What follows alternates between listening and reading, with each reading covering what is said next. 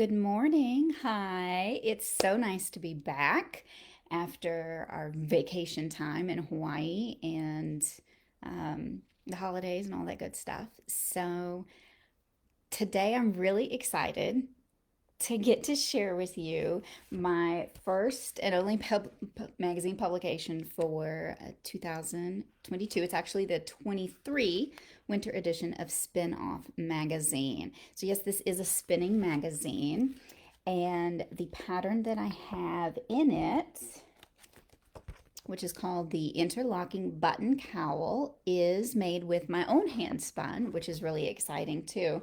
But it's a great little crochet cowl. So even if you don't spin, you can still absolutely make this design with yarn from your stash. Yarn, if you got like a single skein of probably sport weight yarn. This is a little lighter than sport weight, what I spun up here.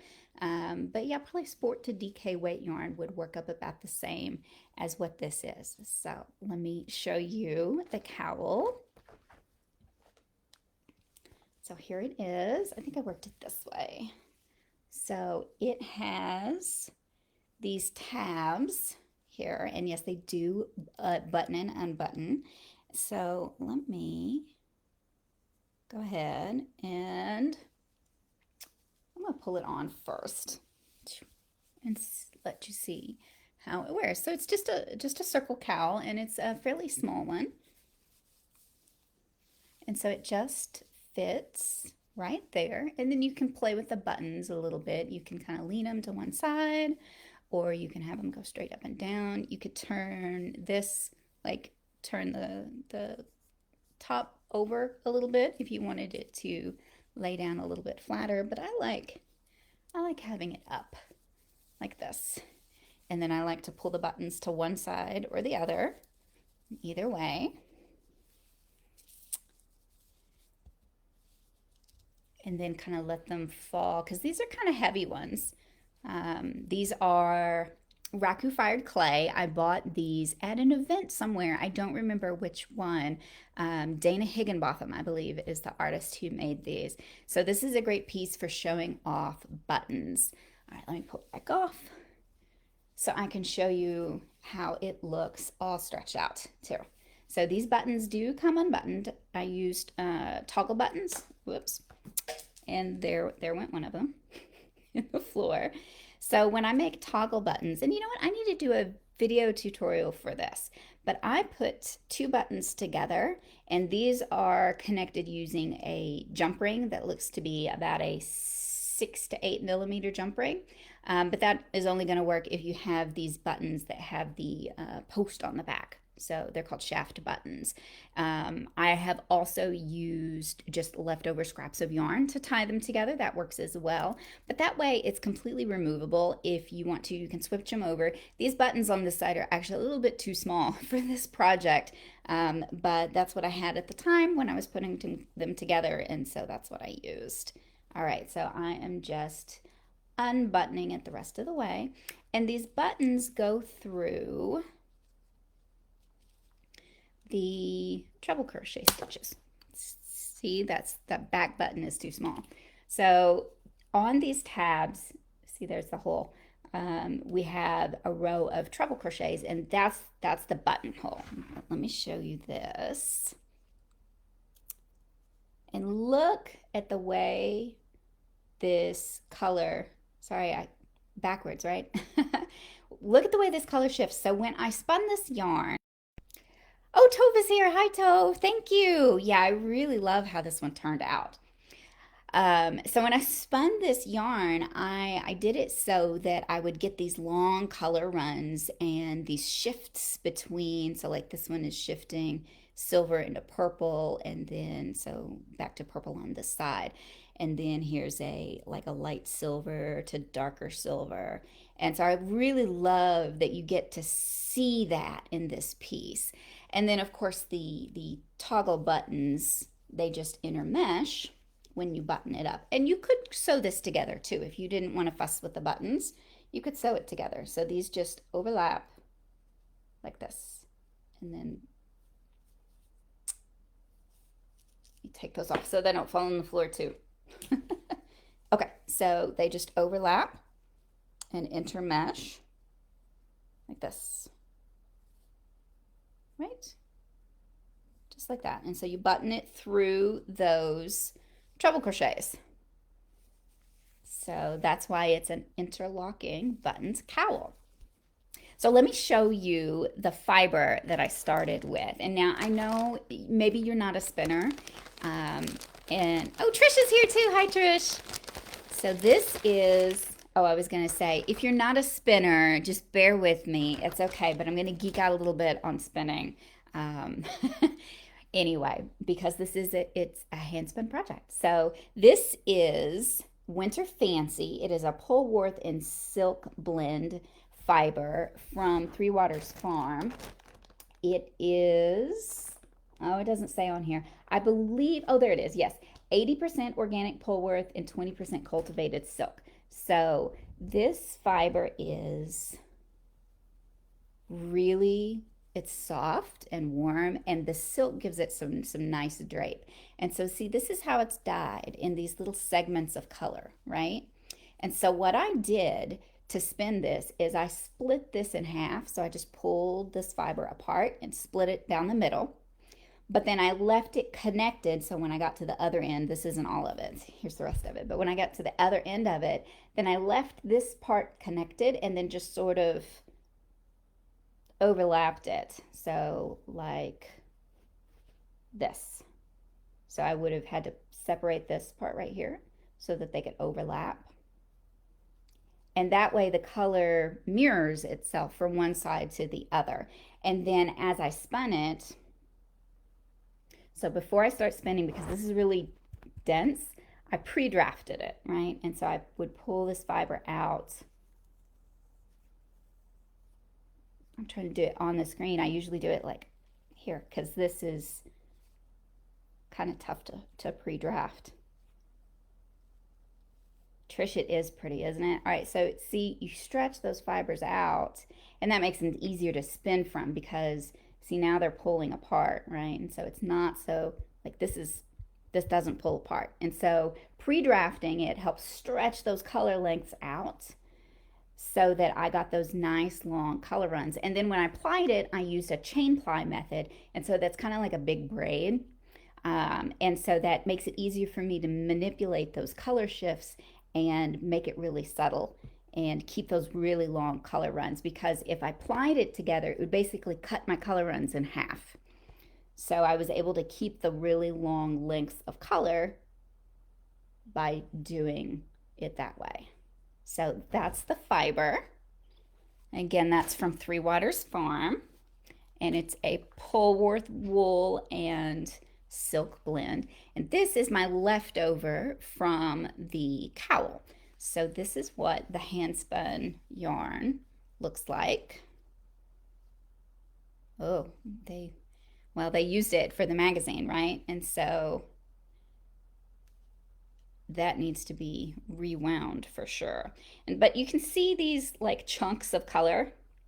So here's a big chunk of silver, and we've got the chunks of purple in there. And then I don't know if you can really see, probably, yeah, about there is as close as I can get it before it fuzzes out. But you've got thick and thin, right? It's not all the same width. Yeah, kind of, you can kind of see it there. So this is not perfect yarn, y'all. It's hand spun. It's thick and thin. The silk kind of it's more difficult to spin smoothly for me anyway than the rest of it is. But in the stitches, it gives it this organic feel that works really beautifully. So I love it. I really love it. The stitches themselves, so the pattern is obviously it's worked back and forth in rows, and they're pretty basic stitches. So like I said, we've got these wider strips of color. These are treble crochet rows. So there's 5 of those. right? And then in between, we've got some half double crochet worked into the third loop, and that gives us this line that runs through here. I'm not sure that you can really see that. It's really cloudy out today, so my light is kind of crappy. But yeah, it's mostly just those single crochets, half double crochets, and treble crochets is what this is primarily made of. And then to do these tabs, what I did was I worked foundation stitches. So I think foundation single crochet and foundation half double crochet stitches to extend the row out a little bit further to make these tabs, right? But I have video tutorials for all of those things. So you are in good hands if you decide to do this one. There's my little buttonhole right there again. So let's thank you, Tove. I really like the way it turned out. I thought I would take you on a quick look inside the magazine as well. They've got some really great photography. And of course, tons of information. So we've got, I'll just flip through it. Oh, and there I am again. That's exciting, right? So these are Ashford wheels and looms, and that's actually what I spun this yarn on, was my Ashford e-spinner. This is Solitude Wool, breed-specific yarn and fiber. Solitude Wool is a small women-run business that works with other small businesses to bring wool gently off the backs of sheep to transform it into beautiful yarn and fiber. We've got a gift guide. Lots of cool fibers and yarns. Talking about yarn scraps. That's a cool jacket. Winter Wonders. We've got some ads. In Spite of the Titanic, this one is called. I haven't read any of the articles in here yet, but that one sounds interesting. I'm going to have to take a look at that one later. We've got Sheep Landscape in Western Wool. Look at all those fluffy sheep. It says, in the American West, grazing animals generally move to higher ground in summer when the grasses and hills at lower elevations dry out and turn brown. Up in the mountains, the days are cooler and there is abundant grass, snowmelt, and water. The sheep return to the lower elevation for the winter season. And so here they're talking about their fibers. This is a hand-spun Weldon Shetland shawl. So there's the shawl. Whoops, and that's another pattern. That one's knit. Ooh, look at that. Isn't that gorgeous? All right, my shoulder's starting to hurt holding that up there like that. Let's see here. India's Vanishing Traditions. There's another one, another article that looks interesting to read. So they've got all sorts of cool things in here. Trish, how often does the publication come out? I think it's quarterly. I think they do 4 issues a year, but I'm not certain. Yeah, I think it's 4 issues a year. I think they do it seasonally. Ooh, what's this one? Ancient Textile Finds. This one looks cool too. Look at that. Whoops, this way. This way. Yeah, this is more than just a pattern magazine or just about spinning. You get to learn about textiles and traditions and the sheep and stuff like that. So there's a lot of cool information in here, even if you're not a spinner. But if you're thinking about spinning, this is probably one of the places that you might like to start. And so here's this again. So this is me and my face on the other side, this side. My face is in this one. I was so surprised when they asked me if they could use one of the pictures that I sent them. I said, well, sure, I guess. And then there's a nice little close-up of the stitches, and there's some of the fiber with the handspun yarn there. And that's the pattern, y'all. So it's not long. It's pretty simple to do once you get going with it. So yeah, and I guess mine was the last thing in the magazine. So, Spin Off Winter 2023. It should be on newsstands now if you have someplace that sells spinning magazines, or you can order it online. They have digital versions as well as print versions that you can get. Yeah, and then this is the cowl. I don't know that I can put the buttons back on it. Oh, let's see how it looks. I haven't tried this partially button. I'm going to do it this way. So sometimes with my buttoned cowls, I like to only button like the bottom half or the top half or the middle and kind of play with how they sit. But I haven't done that with this one. Let me give it a try here and see how it looks. Well, I got you here. And then as far as buttoning it, so I'm just going through, so you have to go through this first, whoops, see, too small. I need to redo these and put a bigger button on that back side. All right, so it goes through the row of trebles right here.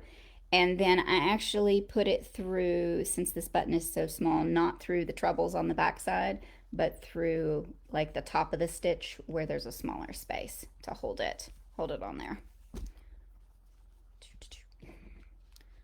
I don't have all my buttons right now anyway. One of them went skittering across the floor. All right, so there we go. That's 3. So let's see how this looks open at the bottom. I think it might look a little funny because of the tabs. Yeah, see, that's a little quirky. I don't know. What do you guys think? Is that too weird? I mean, if you didn't have the buttonholes in there from the buttons being there, it wouldn't be quite as weird. But yeah, that's interesting. I don't know. I don't know. Would you wear it like this? What do you think? Like I said, I've never tried it that way. Let's try it this way. Just for funsies. Oh, now see, now it looks like just an open collar.